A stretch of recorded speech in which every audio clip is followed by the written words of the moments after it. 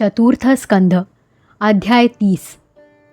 प्रचेतांना भगवान श्री विष्णूंचे वरदान. विदुराने विचारले, ब्रह्मन, आपण राजा प्राचीन बर्हीच्या ज्या पुत्रांचे वर्णन केले होते त्यांनी रुद्रगीत गाऊन श्रीहरींची स्तुती करून कोणती सिद्धी प्राप्त करून घेतली? हे बाह्य स्पत्य मोक्षाधिपती श्री नारायणांचे अत्यंत प्रिय असे भगवान शंकर यांचे योगायोगाने सानिध्य मिळाल्यामुळे प्रचेतांनी मुक्ती तर मिळविली असेलच, पण त्यापूर्वी त्यांनी या लोकात किंवा परलोकात काय मिळविले ते आपण मला सांगावे. मैत्रेय म्हणाले, पित्याची आज्ञा पालन करणाऱ्या प्रचेतांनी समुद्रात उभे राहून रुद्रगीताच्या जपयज्ञरूप तपश्चर्येने श्रीहरींना प्रसन्न करून घेतले. 10,000 वर्षांनंतर पुराणपुरुष श्री नारायण आपल्या शांत तेजाने त्यांचे क्लेश दूर करीत त्यांच्या समोर प्रगट झाले. गरुडाच्या खांद्यावर बसलेले श्री भगवान मेरू पर्वताच्या शिखरावर असलेल्या काळ्या ढगासारखे दिसत होते. त्यांच्या अंगावर पीतांबर आणि गळ्यामध्ये कौस्तुभमणी शोभून दिसत होता. आपल्या दिव्य तेजाने ते सर्व दिशांतील अंधार नाहीसा करीत होते. चमकणाऱ्या सुवर्णालंकारांनी त्यांचे गाल आणि मनोहर मुखकमल शोभत होते. त्यांच्या मस्तकावर झगमगणारा मुकुट शोभत होता. प्रभूंच्या 8 हातात 8 आयुधे होती. देव, मुनी आणि पार्षदगण सेवा करीत होते आणि गरुड हाच किन्नर पंखांच्या सामयुक्त ध्वनीने त्यांची कीर्ती गात होता. त्यांच्या दीर्घ व पुष्ट 8 हातांच्या मध्ये लक्ष्मीबरोबर स्पर्धा करणारी वनमाला विराजत होती. आदिपुरुष श्री नारायणांनी येऊन शरणागत प्रचेतांकडे दयादृष्टीने पाहिले आणि मेघाप्रमाणे गंभीर वाणीने ते म्हणाले. श्री भगवान म्हणाले, राजपुत्रांनो, तुमचे कल्याण असो. तुमचे आपापसात मोठे प्रेम असल्यामुळे तुम्ही सर्वजण एकाच धर्माचे पालन करीत आहात. तुमच्या या प्रेमामुळे मी अत्यंत प्रसन्न झालो आहे. वर मागा. जो मनुष्य दररोज सायंकाळी तुमचे स्मरण करील त्याचे आपल्या भावांशी स्वतःवर असावे तसे प्रेम राहील. तसेच सर्व जीवांचे बाबतीत मैत्रीचा भाव निर्माण होईल. जे लोक प्रातःकाळी आणि सायंकाळी एकाग्र चित्ताने रुद्रगीताच्या द्वारे माझी स्तुती करतील त्यांना मी इच्छित वर आणि शुद्ध बुद्धी प्रदान करील. तुम्ही मोठ्या प्रसन्नतेने आपल्या पित्याची आज्ञा शिरोधार्य मानलीत. यामुळे तुमची श्रेष्ठ कीर्ती सर्व लोकात पसरेल. तुम्हाला एक विख्यात पुत्र होईल. तो गुणांचे बाबतीत कोणत्याही प्रकारे ब्रह्मदेवांपेक्षा कमी असणार नाही आणि आपल्या संतानाने तिन्ही लोकांना तो पूर्णत्व देईल. राजकुमारांनो, कंडू ऋषींच्या तपश्चर्येचा भंग करण्यासाठी इंद्राने पाठविलेल्या प्रमलोचा अप्सरेला कमलनयना कन्या झाली होती.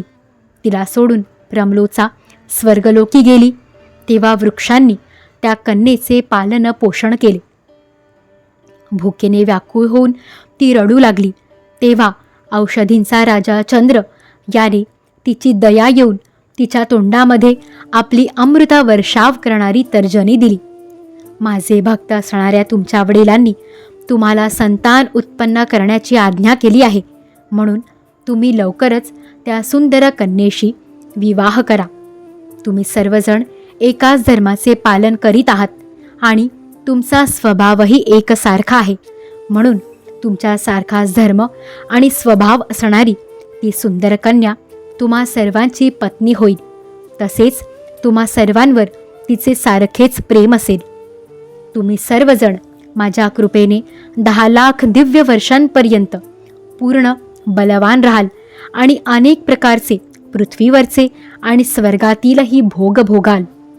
शेवटी माझ्या अविचल भक्तीमुळे हृदयातील वासनारूप मळ जळून गेल्यानंतर तुम्ही इहपरलोकातील नरकतुल्य भोगांना विटून त्यांचा त्याग कराल आणि माझ्या परमधामी जाल.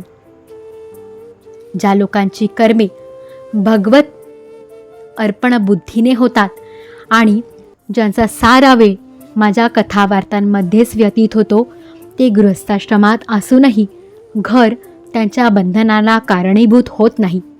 ब्रह्मवेत्या वक्त्यांच्याकडून माझ्या कथा ऐकल्यामुळे ज्ञानस्वरूप परमब्रह्म असा मी त्यांच्या हृदयात नित्य नूतन भासत राहतो आणि मला प्राप्त करून घेतल्यानंतर जीवांना मोह होऊ शकत नाही, शोक नाही की हर्षही नाही. मैत्रेय म्हणतात, भगवंतांच्या दर्शनामुळे प्रचेतांचा रज तमोगुणामुळे उत्पन्न होणारा मल नाहीसा झाला होता. सर्व पुरुषार्थांचे आश्रय आणि सर्वांचे परमसुहृद श्रीहरी त्यांना असे म्हणाले तेव्हा ते हात जोडून सद्गदित वाणीने म्हणू लागले. प्रचेता म्हणाले, प्रभो, आपण भक्तांचे क्लेश नाहीसे करणारे आहात. वेद आपल्या श्रेष्ठ गुण आणि नामांचे निरूपण करतात. आपला वेग मन आणि वाणीच्या वेगापेक्षाही अधिक आहे. तसेच आपले स्वरूप सर्व इंद्रियांच्या गतीच्याही पलीकडचे आहे. आम्ही आपल्याला वारंवार नमस्कार करीत आहोत. श्रीपादा, आपण आपल्या स्वरूपात स्थिर राहत असल्या कारणाने नित्य शुद्ध आणि शांत आहात. मनरूप निमित्त कारणामुळे आपल्यात आणि आमच्यात आम्हाला खोटाच द्वैताचा भास होत आहे. जगाची उत्पत्ती, स्थिती आणि लयासाठी आपण मायेच्या गुणांचा स्वीकार करूनच ब्रह्मा, विष्णू आणि महादेव ही रूपे धारण करीत आहात. आम्ही आपणास नमस्कार करतो. श्री दत्ता, आपण विशुद्ध सत्व स्वरूप आहात. आपले ज्ञान संसार बंधन तोडून टाकते. आपणच सर्व भागवतांचे प्रभू वसुदेव नंदन भगवान श्रीकृष्ण आहात. आपणास नमस्कार असो. आपल्यास नाभीतून ब्रह्मांडरूप कमळ प्रगट झाले होते. आपल्या गळ्यात कमळ पुष्पांची माळ शोभून दिसते आहे. तसेच आपले चरण कमळाप्रमाणे कोमल आहेत. कमलनयना, आपणास नमस्कार असो. कमलपुष्पातील केसराप्रमाणे स्वच्छ पीतांबर आपण धारण केलेला आहे. आपण समस्त भूतांचे आश्रयस्थान आहात. तसेच सर्वांचे साक्षी आहात. आम्ही आपणास नमस्कार करीत आहोत. हे दत्ता, भगवन, आपले हे स्वरूप सर्व दुःखे नाहीसे करणारे आहे. अविद्या, अस्मिता, रागद्वेषादी क्लेशांनी त्रासलेल्या आमच्यासमोर आपण हे प्रगट केले आहे. यापेक्षा अधिक कृपा कोणती असणार? अमंगलाचा नाश करणाऱ्या प्रभो, दीनांवर दया करणाऱ्या प्रभूंनी वेळोवेळी हे आपले आहेत असे मानून त्यांचे स्मरण ठेवावे. यामुळे त्यांच्या भक्तांचे चित्त शांत होते. आपण तर क्षुद्राती क्षुद्र प्राण्यांच्याही अंतःकरणात अंतर्यामी रूपाने विराजमान आहात. मग आपले उपासक आम्ही ज्या ज्या कामना करतो त्या आपणाला कशा करणार नाहीत? हे जगदीश्वरा, हे श्रीपादा, आपण मोक्षाचा मार्ग दाखविणारे आणि स्वतः पुरुषार्थ स्वरूप आहात. आपण आमच्यावर प्रसन्न आहात. हाच आमचा अभिष्ट वर होय. हे नाथ, तरीही आम्ही एक वर आपणाकडे मागतो. प्रभो, आपण प्रकृतीच्याही पलीकडील आहात आणि आपल्या विभूतींचाही काही अंत लागत नाही. म्हणूनच आपण अनंत म्हणविले जाता. भुंग्याला सहजपणे जर पारिजातक वृक्षाची प्राप्ती झाली तर तो दुसऱ्या वृक्षाकडे कशाला जाईल? मग साक्षात आपल्या चरणांची प्राप्ती झाल्यावर आम्ही आणखी काय मागावे? जोपर्यंत आपल्या मायेने मोहित होऊन आम्ही आपल्या कर्मानुसार संसारात फिरत राहू, तोपर्यंत जन्मोजन्मी आम्हाला आपल्या प्रेमी भक्तांची संगती मिळत राहू. प्रभो, आम्ही भगवत भक्तांच्या क्षणभर संगतीच्या तुलनेत स्वर्ग किंबहुना मोक्षही तुच्छ मानतो. तर मानवी भोगांची त्यापुढे काय कथा? जेथे नेहमी भगवंतांच्या मधुर कथा होत राहतात तेथे त्यांच्या श्रवणाने भोगतृष्णा शांत होते.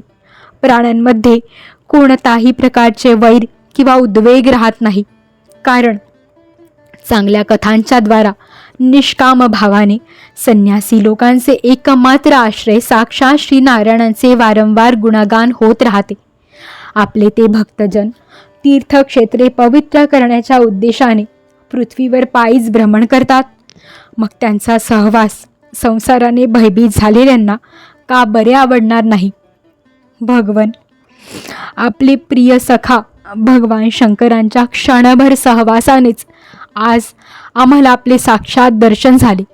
जन्म मरणरूप असाध्य रोगाचे आपण श्रेष्ठतम वैद्य आहात, म्हणून आम्ही आपलाच आश्रय घेतला आहे.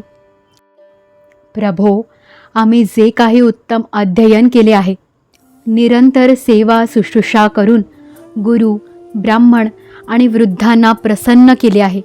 दोषबुद्धी टाकून श्रेष्ठ पुरुष, हितचिंतक, बंधुवर्ग तसेच समस्त प्राण्यांना वंदन केले आहे आणि अन्नाचा त्याग करून दीर्घ काळपर्यंत पाण्यात उभे राहून तप केले आहे. ते सर्वव्यापक अशा आपल्या पुरुषोत्तमांच्या संतोषाला कारण होवो, हाच आम्ही वर मागत आहोत. हे सद्गुरुदेवा, स्वामी, आपल्या थोरवीचा अंत न लागताही मनु, ब्रह्मदेव, भगवान शंकर तसेच तप आणि ज्ञानाने शुद्ध चित्त झालेले अन्य पुरुष नेहमी आपली स्तुती करीत राहतात. म्हणून आम्ही सुद्धा आपल्या बुद्धीनुसार आपले यशोगान गात आहोत. आपण सगळीकडे समान, शुद्ध स्वरूप आणि परमपुरुष आहात. आपण सत्वमूर्ती भगवान वासुदेव आहात. आपणाला नमस्कार असो. मैत्रेय म्हणतात, प्रचेतांनी अशी स्तुती केल्यावर शरणागत वत्सल श्री भगवान प्रसन्न होऊन तथास्तु म्हणाले. अनंत सामर्थ्य संपन्न श्रीहरींच्या दर्शनाने प्रचेतांचे डोळे तृप्त झाले नव्हते, म्हणून त्यांना ते जावेसे वाटत नव्हते.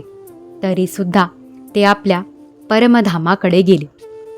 यानंतर प्रचेतांनी समुद्राबाहेर येऊन पाहिले की सगळ्या पृथ्वीला उंच उंच वृक्षांनी वेढले आहे. जणू काही स्वर्गाकडे जाणारा मार्ग रोखून धरण्यासाठीच ते इतके उंच झाले होते. हे पाहून ते वृक्षांवर अतिशय रागावले. तेव्हा पृथ्वीला वृक्षवेलींनी रहित करण्यासाठी काळाग्निरुद्र जसा प्रलयकाळी सोडतो तसा प्रचंड वायू आणि अग्नी त्यांनी आपल्या मुखातून सोडला. ब्रह्मदेवांनी पाहिले की ते सर्व वृक्षांना जाळीत आहेत. तेव्हा ते तेथे आले आणि त्यांनी प्राचीन बर्हीच्या मुलांना युक्तीने समजावून शांत केले.